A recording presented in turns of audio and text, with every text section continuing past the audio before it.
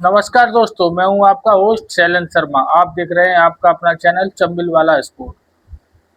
दोस्तों, उम्मीद के विपरीत आज खेल हुआ। जैसा भारतीयों को, अपन लोगों को उम्मीद थी मैच में, उस तरीके का खेल नहीं हो पाया। लेकिन उम्मीद अभी बाकी है।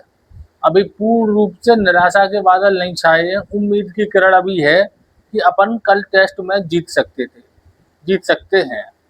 कल जब मैच खत्म हुआ था 50 रन थे 1 विकेट के नुकसान पर। आज जब मैच खत्म हुआ है तो 339 रन है 6 विकेट के नुकसान पर। दोस्तों, मैच शुरू हुआ, सब कुछ बड़ा अच्छा चल रहा था, विकेट भी 2 जल्दी गिरे। लेकिन वो हैरी ब्रूक ने पूरा ही टीम का संतुलन, भारतीय टीम का बिगाड़ दिया। उसने इस तरीके से धुनाई की कि सारे बॉलर इंडियन लाचार, बेबस और मजबूर लग रहे थे हैरी ब्रूक के सामने। अब दोस्तों, कुछ लोग कहेंगे कि हैरी ब्रूक की जो कैच छूटी मोहम्मद सिराज पे, कैच छूटी क्या, कैच तो उन्हें ले ही ली, बस थोड़ी सी उन्हें लापरवाही या उनको अंदाज नहीं रहा कि वो बाउंड्री के कितने नज़दीक हैं। ऐसा होता है, जब अपन इतने मैच खेलते हैं तो ऐसी भी परिस्थिति बन जाती है, नहीं हो पाता। तो ज़्यादा उसको मोहम्मद सिराज को ब्लेम करने की आवश्यकता नहीं है। कैच छूटते हैं, मैच खेलोगे तो कैच छूटेंगे, पकड़े जाएंगे। लेकिन कोई कोई कैच बहुत महत्वपूर्ण होती है और वो मैच की दिशा तय करती है। शायद आज मैच की दिशा उसी कैच ने तय की। हैरी ब्रूक जो कि शतक लगा गए, और शतक भी ऐसा वैसा नहीं। हैरी ब्रूक ने शतक लगाया है 98 गेंदों पर 111 रन बनाए साहब उन्होंने, हैरी ब्रूक ने। और शतक तो उनके 90 गेंदों पर लग गया था, यानी 100 से ऊपर की स्ट्राइक रेट से। दोस्तों, पिच ऐसी थी, मैंने आपने पिछले वीडियो देखे हो तो मैंने कहा था साफ साफ कि इसमें थोड़ा सा स्पीड में आक्रामक खेलने वाले को ज्यादा फायदा मिल रहा है। हर बल्लेबाज जो रूट नहीं हो सकता। यहाँ अभी तक चाहे पहली 3 पारी हो चुकी हैं, 2 इंडिया की, 1 इंग्लैंड की, या चौथी पारी आप देख लो। जो स्पीड में खेला, आक्रामकता जिसने अपनाई है, शॉट खेले हैं, बल्ले को स्पीड में घुमाया है, वो उस पिच पे उसने रन बनाए। आज वही हुआ हैरी ब्रूक के सामने। भाई, अगर आप यह सोचोगे कि हैरी ब्रूक की कैच छूट गई इसलिए इस मैच की स्थिति बिगड़ी, तो अपन ये भी तो सोच सकते हैं कि जायसवाल की कितनी कैचें छूटी। तो ये चीजें चलती हैं, तो उस कैच को अपन ब्लेम ना करके अपन आगे की चर्चा करेंगे कि भाई अब बॉलिंग देखो, इंडिया की बॉलिंग।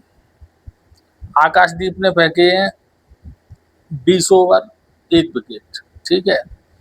प्रसिद्ध कृष्णा ने 22.2 गेंद, 22.2, 3 विकेट। और मोहम्मद सिराज ने फेंके 26 ओवर, 4 सुंदर ने, 4 जडेजा ने। अब इन सब चीजों से क्या चीज सिद्ध होता है? विकेट गिरे 6, 1 विकेट आउट ही मान चलो, बॉक्स है वो, बॉक्स आएंगे तो आएंगे, आना उनका मुश्किल ही है। लेकिन कमेंटेटर कह रहे थे वो तैयार है, देखते क्या होता है।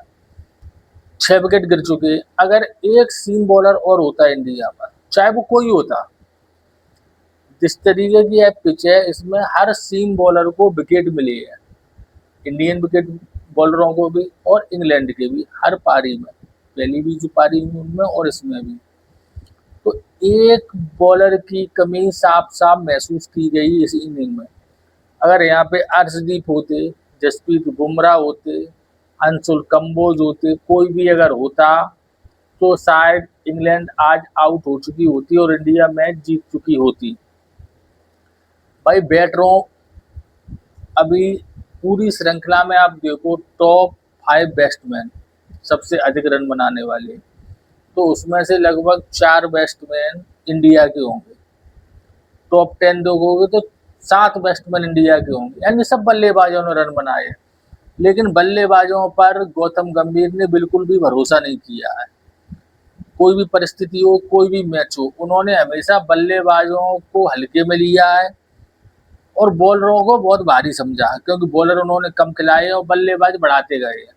भाई, इस टेस्ट मैच में अगर आप साई सुदर्शन या करुण नायर में से एक बल्लेबाज को हटा के एक सीम बॉलर लाते तो आज मैच की दिशा कुछ अलग ही होती।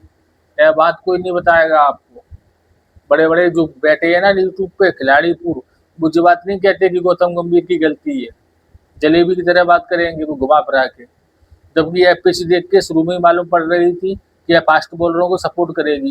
इंग्लैंड ने 4 फास्ट बॉलर खिलाए थे, लेकिन इंडिया में 3 भी खिलाए, और उसका परिणाम देखने को मिला कि जो मैच अपन बड़े आराम से जीत सकते हैं वो हारने की कगार पर है। हालांकि वे हारे नहीं हैं, लेकिन हारने की कगार तक तो पहुंचे किसके कारण? एक बॉलर की कमी के कारण। और एक बॉलर की कमी अब पूर्ण रूप से मानी जाएगी गौतम गंभीर की, क्योंकि उनकी हर मैच में योजना रहती है टेल को बड़ी करो, टेल की बड़ी करो।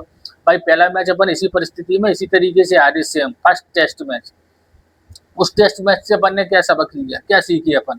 कुछ अपन ने सुधार किया? नहीं सुधार किया। और भी बॉलरों की कमी थी, यहाँ भी बॉलरों की कमी है। वो पिच तो जब हरे वो पिच पाटा पिच थी, वहां पर रन बने थे, लेकिन जय पिच तो ऐसी नहीं थी। फिर ये आपने बॉलरों को बिल्कुल भी सहयोग नहीं किया। भाई एक 26 ओवर फेंके मोहम्मद सिराज ने, आप लगातार 5 टेस्ट मैच खेल रहे हैं। भाई ये बॉलर है, कोई बैल नहीं है कि आप उनको लगाए हो। अच्छे से अच्छे बॉलर फेल हो जाते हैं 1-2 टेस्ट के बाद, और उनसे उम्मीद कर रहे हो कि आप पूरे 10 विकेट बोले। भाई आपको पता है थके हारे बॉलर हैं, लास्ट टेस्ट मैच चल रहा है, लास्ट पारी है, इनको सपोर्ट के लिए कोई फ्रेश बॉलर की आवश्यकता थी अर्शदीप जैसे को, लेकिन नहीं खिलाएंगे हम, जिद्दी है वो। और उनके जिद के कारण आज मैच की स्थिति इस पे पहुंच गए। और जे अगर अपन मैच जीतते तो बराबर होती, लेकिन अगर ये टेस्ट मैच अपन हार गए तो अपन 3-1 से हारेंगे 5 टेस्ट मैच में, जो कि एक बिल्कुल भी सम्मानजनक हार नहीं कहलाती कि 5 टेस्ट मैच में 3-1 से अपन हारे। तो दोस्तों स्थिति बड़ी विकट है, लेकिन उम्मीद पूर्ण रूप से कायम है। अभी मैच में भारत बाहर नहीं हुआ है। आज पानी बरसा है, दोनों नए बल्लेबाज हैं, और टेस्ट मैच में कभी कभी 35 रन भी 135 के समान लगते हैं। अगर 5वें दिन के हिसाब से जो पिच खेलने की उम्मीद थी उस तरीके से पिच थोड़ा सा शुरुआत में सपोर्ट करेगी।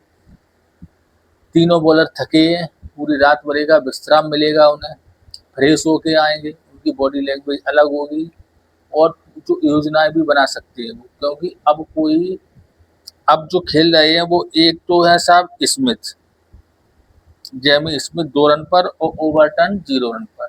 स्मिथ ने शुरुआत में अच्छी पारियां खेली, पिछले मैच में कोई वो अच्छी पारियां नहीं खेल पाए हैं, यानी कि वो भी लगभग आउट ऑफ फॉर्म है। तो वे लप्पा मारेंगे, और लप्पे मारने वाली स्थिति अब है नहीं कुछ की। तो भारत को अगर थोड़ी सी सोच समझ के कलर बॉलिंग कर ली शुरू के 1 घंटे, तो 1 घंटे में तीनों विकेट निकल जाएंगे, क्योंकि दबाव उनके ऊपर है। स्मिथ को प्रयास करना पड़ेगा कि पूरी बॉलें वही खेलें ज़्यादा से ज़्यादा। तो यह दबाव और ऐसी स्थिति, और स्मिथ को ही बहुत अच्छे वैसे प्लेयर नहीं है, अनुभवी नए प्लेयर हैं वो। तो इन सब जो परिस्थितियां बन रही हैं, जो पानी बरसना, मैच का आज रद्द होना, बॉलर जो थके हुए हैं उनको थकान, उनको कल फ्रेश होके आएंगे वो, ये सब परिस्थितियां भारत के पक्ष में जा रही हैं। हालांकि जो टीम सिलेक्शन भारत ने किया था वो इंग्लैंड के पक्ष में गया था, लेकिन अब जो परिस्थितियां बन रही हैं, अब जो आओ हवा बन रही है, वो उसको देखकर अपन कह सकते हैं कि भारत के जीतने के अभी भी बहुत चांस हैं। केवल 1 विकेट, एक अच्छी गेंद अगर आती है, स्मिथ आउट हो जाते हैं, तो आप ये मान चलो फिर इनकी दम नहीं है रन बना लें। क्योंकि जो अभी तक 3 पारी हुई हैं, 2 इंडिया की और 1 इंग्लैंड की, टेल, उन्होंने रन नहीं बनाए, यानी कि जो बॉलर हैं लास्ट के उन्होंने रन नहीं बनाए। चाहे इंडिया की तरफ से वो प्रसिद्ध कृष्णा हो, मोहम्मद सिराज हो, इन्होंने कोई रन नहीं बनाए। ऐसी उनकी तरफ से जो ओवरटर्न वगैरह थे आपने देखे होंगे लास्ट में, सारे जल्दी जल्दी आउट हो गए थे, जबकि जब तो कोई दबाव भी नहीं था। तो केवल 1 स्मिथ का विकेट लेना है, इंडिया के पक्ष में माहौल बनेगा और इंडिया मैच जीत जाएगी। लेकिन अगर स्मिथ का लप्पा चल गया, उसके 2-4 शॉट बल्ले पे आ गए, या इन्होंने 2-4 वाइड बॉल कह के बाई आई के चौके 1-2 निकल गए शुरुआत में, तो मैच पूरा बिगड़ जाएगा, क्योंकि रन बने बचे हैं बस 35। अगर आप मान लो 2 चौके बाई के चले गए तो वो हावी हो जाएंगे फिर, और फिर 10-20 रन बनते हैं, बचते हैं तो वो 2-4 शॉट में कवर हो जाएंगे। टेस्ट मैच की फील्डिंग रहती है क्योंकि तो पूरी दावोदार जो पूरा निर्भरता कल बॉलरों पर है, मोहम्मद सिराज, प्रसिद्ध कृष्णा और आकाशदीप पर। दोस्तों मोहम्मद सिराज ने तो आज भी अच्छी बॉलिंग की, 26 ओवर फेंके उन्होंने, 2 विकेट भी लिए और इकोनॉमी ठीक है, 4.25 की है। और प्रसिद्ध कृष्णा है, उनकी 4.25 की है, तो वो तो महंगे साबित होते ही है। कहने का मतलब यह है कि अभी मैच पर निराश ना हो, भारत के पक्ष में मात्र 3 विकेट लेने हैं और जो पिच माहौल सब इंडिया के फेवर में है। देखते हैं अब क्या होता है, कल इंडिया मैच जीतती है या क्या नहीं। दोस्तों अगर वीडियो अच्छा लगे तो लाइक करें और चैनल को सब्सक्राइब अवश्य करें। धन्यवाद।